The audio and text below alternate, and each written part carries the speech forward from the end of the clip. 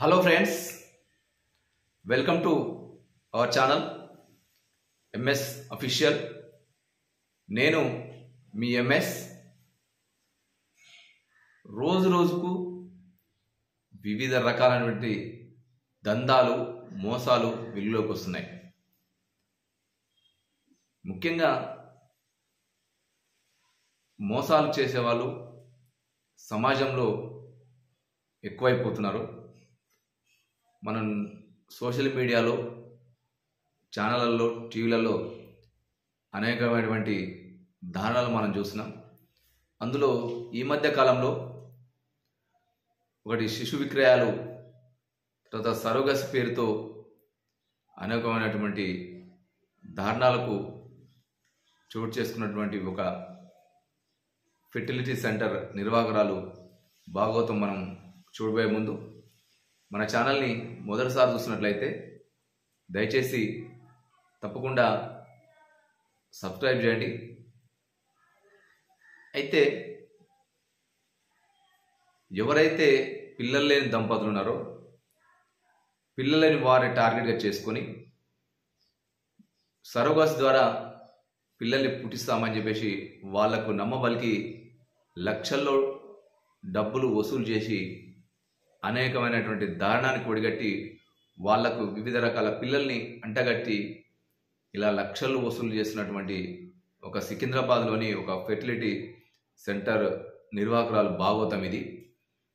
చాలామందిని ఏజెంట్లను నియమించుకొని వారి ద్వారా వారికి జీతాలు ఇస్తూ వారి ద్వారా అనేక రకమైనటువంటి చర్యలకు పాల్పడుతూ ఎవరైతే పిల్లలు లేరో, పిల్లలు లేని దంపతులు ఉన్నారో వారిని టార్గెట్గా చేసుకొని వారి దగ్గర లక్షల రూపాయలు వసూలు చేసుకొచ్చి ఇలాంటి దందాలు పాల్పడుతున్న ఫెర్టిలిటీ సెంటర్ నిర్వాహకురాలపై ఈ మధ్యన ట్రాన్స్పోర్ట్ పోలీసులు మనకు దాడి చేసినట్టు తెలిసింది. వాళ్ళ యొక్క గుట్టు బట్టబయలు చేసినట్టు మనకు తెలిసింది. ముఖ్యంగా అందులో పోలీసు వాళ్ళు చెప్పిన నిజాలను చూస్తుంటే, వారు వెల్లడించిన నిజాలను చూస్తుంటే, విస్తుపోయే నిజాలను వెల్లడించినట్టు చూస్తే మనకు అందరికీ చాలా అవాక్ అనిపించేలా ఉంది. నిజంగా ఎవరైతే ఇక్కడ దారుణ చర్య అంటే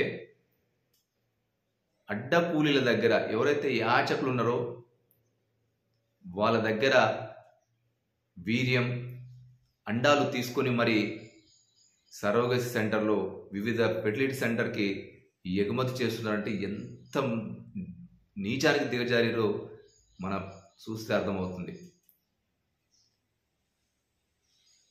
మరి యాచకుల దగ్గర, బిచ్చగాన్ల దగ్గర వీర్యం కలెక్ట్ చేసి అడ్డ కూలీల దగ్గర ఎవరైతే పనికి పోయేవారు ఉన్నారో, చదువురాని వారు ఉన్నారో మహిళల దగ్గర అండం వసూలు చేసుకొని కలెక్ట్ చేసుకొని వివిధ ఫెర్టిలిటీ సెంటర్కి వివిధ దేశాలకు, రాష్ట్రాలకు ఎగుమతి చేస్తున్న వైనాన్ని చూస్తుంటే చాలా నీచమైన పని అనిపిస్తుంది. ఇక ముఖ్యంగా ఇంకొక దారుణమైన అంశం ఏంటంటే ఎవరి దగ్గరైతే వీర్యం కలెక్ట్ చేస్తున్నారో మరి ఫోన్ వీడియో చూయించి మరి వీర్యం వాళ్ళు కలెక్ట్ చేసుకుంటున్నారంటే ఎంత దారుణానికి ఒడిగడుతున్నారో, డబ్బులకు ఎంతకైనా దిగజారడానికి ఇది ఒక నిదర్శనం. మరి చదువు వచ్చిన వారైతే ఒక 4,000, 5,000 ఇచ్చి అలా వీర్యం కొనుగోలు చేసి, ఇంకా మరి చదువురాని వారైతే, ఇంకా అమ్మాయికులైతే, యాచకులైతే, కూలీలైతే, చదువురాని వారైతే, ఎవరైతే వివిధ ప్రాంతాల నుంచి సిటీకి వచ్చారో, ఎవరైతే రోడ్ల మీద తిరుగుతున్నారో వారి దగ్గర అండం వసూలు చేసి తర్వాత వీర్యం కలెక్ట్ చేసుకొని వీటిని చాలా దారుణమైన ట్రాన్స్పోర్ట్ వారు పోలీసులు రికార్డులలో వాళ్ళని పట్టుకొని అడిగితే ఆ రికార్డులో చూసిన అంశాలను చూస్తుంటే, వాళ్ళు వెల్లడించిన నిజాలను చూస్తుంటే విస్తుపోవాలనిపిస్తుంది. నిజంగా ఎక్కడ పోతుంది సమాజం? మరి ఆడవాళ్ళు ఎవరైతే అండం ఇయ్యాలని చెప్పేసి ఒప్పుకున్నారో ఆడవాళ్లకు 20 నుంచి 25,000 వరకు అండం ఇచ్చిన వారు ఆడవాళ్లకు ఈ విధంగా డబ్బులు ఇస్తున్నారు అని చెప్పేసి మనం తెలుసుకుంటున్నాం.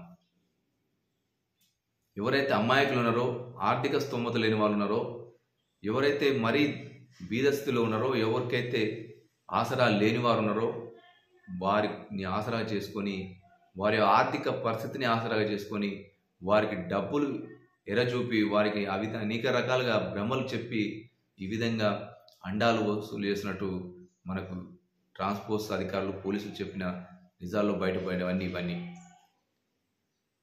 ఇది ఒక ఫెర్టిలిటీ సెంటర్ నిర్వాహకురాల్ని మళ్ళీ వాళ్ళ కొడుకుని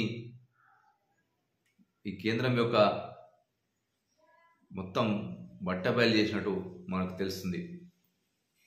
ఇంకా చూడండి ఎంత దారుణం. ఎవరైతే మన ఆర్థిక పరిస్థితి బాగలేదు, వారి యొక్క పరిస్థితి బాగలేదు, వారికి డబ్బులు ఆశ చూపి ఇలాంటి వాటి అఘాయిత్యాలకు పాల్పడడం చాలా దారుణం అని చెప్పేసి మనం చెప్పుకోవచ్చు. ఇక ముఖ్యంగా ఎవరైతే పిల్లలు లేక ఇబ్బంది పడుతున్నారో వాళ్ళ యొక్క నమూనాలు సేకరించి వారి పిల్లలు పుట్టరని చెప్పేసి ఎవరికైతే తెలిసిందో తర్వాత మనం సరోగసి ద్వారా పిల్లల్ని పుట్టిస్తామని చెప్పేసి వాళ్ళ దగ్గర ₹1,00,000 వసూలు చేసి 40 లక్షలు 30 లక్షలు ఈ విధంగా డబ్బులు వసూలు చేసి తర్వాత ఏదో ఒక పిల్లవాడిని వాళ్ళకి ఇచ్చి తర్వాత వాళ్ళు DNA టెస్ట్ చేస్తే వాళ్ళ పిల్లవాడు కాదు అని చెప్పేసి చెప్పడంతో పొంతలేని సమాధానం చెప్పడంతో ఇదంతా బట్టబయలైంది, ఇదంతా బయటపడింది అని చెప్పేసి భాగవతం అంతా బయటపడిందని చెప్పేసి చెప్పవచ్చు. ఇంకితే కాదు, వివిధ రాష్ట్రాల్లో పక్కనున్న పొరుగు రాష్ట్రాల్లో కూడా వివిధ ప్రాంతాల్లో వివిధ సెంటర్లను పెట్టి వివిధ కేంద్రాలను పెట్టి నిర్వహిస్తున్నటువంటి నిర్వాహకురాలు ఆమె యొక్క బిజినెస్ని మొత్తం బట్టబయలు చేసే అవకాశం వచ్చింది. అందుకే ఇలాంటివి ఎవరు ప్రోత్సహించొద్దు, ఇలాంటివి ఎవరు దాన్ని కంపల్సరీ అక్కడిక్కడే అరిగట్టాల్సిన అవసరం ఉంది, మనం ప్రశ్నించాల్సిన అవసరం ఉంది అని చెప్పేసి మనం చెప్తున్నాం. చూడండి, నిజంగా ఎవరైతే ఆసరా లేదో, ఎవరైతే పొట్ట చేత పట్టుకొని పల్లెటూరు పట్టణం వచ్చిరో, ఇంకెవరైతే వివిధ రకాలుగా వాళ్ళు పని చేసుకొని బతున్నారో, వివిధ రకాలుగా వాళ్ళు పనిచేసుకుంటున్నారో వారికి డబ్బులు ఆశ చూపి వారి ఆర్థిక స్తోమతనే, వారి యొక్క ఆర్థిక అంశాలనే, ఆర్థిక అవసరాలనే ఆసరాగా చేసుకొని ఈ విధంగా వీర్యాలను తర్వాత అండాలను తీసుకొని ఈ విధంగా చాలా దారుణమైన చర్య ఇది అని చెప్పేసి మనం తీవ్రంగా ఖండిస్తున్నాం. అంతేకాకుండా మరీ వీర్యాలు కలెక్ట్ చేసే అంశంలో వాళ్ళు క్వశ్చన్ చేస్తే వాళ్ళు కొంచెం చదువుకున్న వాళ్ళైతే 2,000 3,000 ఇవ్వడం, మరీ చదువురాని వారైతే అమాయకులైనట్టయితే మరి బిర్యానీ పొట్లాలు మరి ఈ విధంగా ఇచ్చి తీసుకోవడం అనేది చాలా దారుణమైన అంశం అని చెప్పేసి మనం చెప్పవచ్చు. ఇంకా అడ్డకూలీల దగ్గర అండాలు తీసుకోవడం అనేది చాలా దారుణమైన అంశం. ఇది తీవ్రంగా ఖండించాల్సిన అవసరం. ఇది చాలా చెప్పుకుంటేనే చాలా ఇబ్బంది అనిపిస్తుంది. దయచేసి ఇలాంటి దాన్ని ఎవరు ఎంకరేజ్ చేయొద్దు. ఇలాంటి ఎవరు ఖచ్చితంగా మన ప్రభుత్వం తర్వాత ఆరోగ్య శాఖ దీని మీద చర్యలు తీసుకోవాల్సిన అవసరం ఉంది. కంపల్సరీగా ఇలాంటి నిర్వాహకురాలని ఖచ్చితంగా అరెస్ట్ చేయాల్సిన అవసరం ఉంది కూడా ఉందని చెప్పేసి తెలియజేస్తున్నాం ఫ్రెండ్స్. Okay, bye.